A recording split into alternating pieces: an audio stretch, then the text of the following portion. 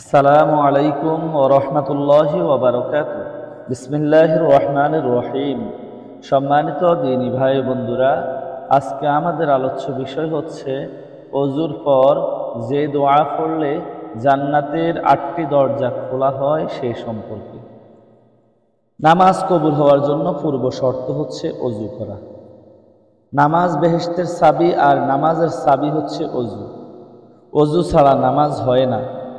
৩ কাজে ওযু করতেই হয়: নামাজ পড়তে, তাওয়াফ করতে, কোরআন শরীফ স্পর্শ করতে।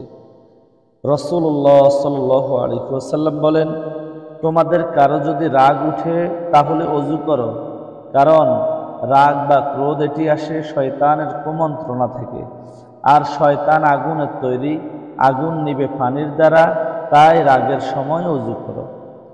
মুমিনের জন্য সর্ব অবস্থায় ওযুর সহিত থাকা উত্তম। ওযুকারীর উদ্দেশ্যে রাসূল সাল্লাল্লাহু আলাইহি ওয়াসাল্লামের ঘোষণা হচ্ছে, ফেরেশতারা ওযুকারীকে জান্নাতের ৮টি দরজা খুলে প্রবেশের জন্য আহ্বান করবে।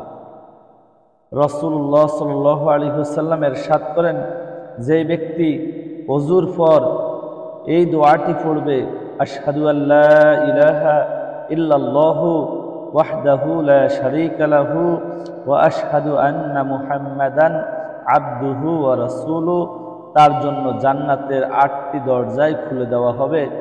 যে দরজা দিয়ে ইচ্ছা সে প্রবেশ করতে পারবে। মুসলিম শরীফ ৩৪৫ নম্বর হাদিস।